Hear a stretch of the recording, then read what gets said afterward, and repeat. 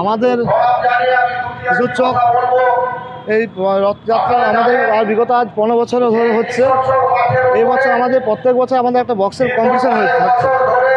এই বছর আমরা প্রশাসনিক নিয়ম মাফিক কোনো বক্সের কম্পিটিশন রাখা হয়নি ও অন্যান্য জায়গা থেকে যে বক্সগুলো আমাদের এখানে আসতো তাদেরকে প্রশাসনের নিয়ম অনুসারে শুধু আমাদের রথগুলো আনার পারমিশন দেওয়া হয়েছে, কোনো বক্স আনার পারমিশন দেওয়া হয়নি।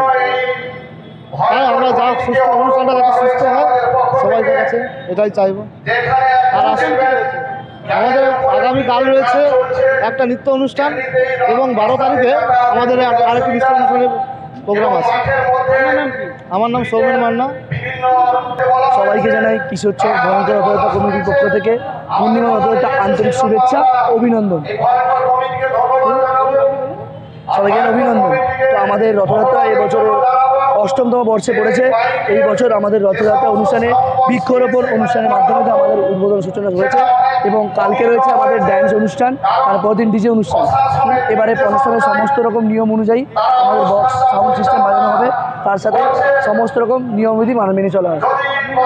আমার নাম শ্রেয়াংশু মানিক, আমি কমিটির একজন সদস্য।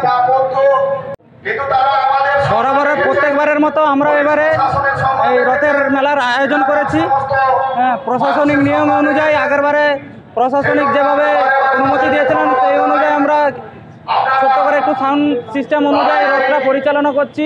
দূর দূরান্ত থেকে অনেক দর্শকরা আসছে, সবাইকে বলা হচ্ছে আপনারা আসুন রথমেলায় এসে আনন্দ উপভোগ করুন।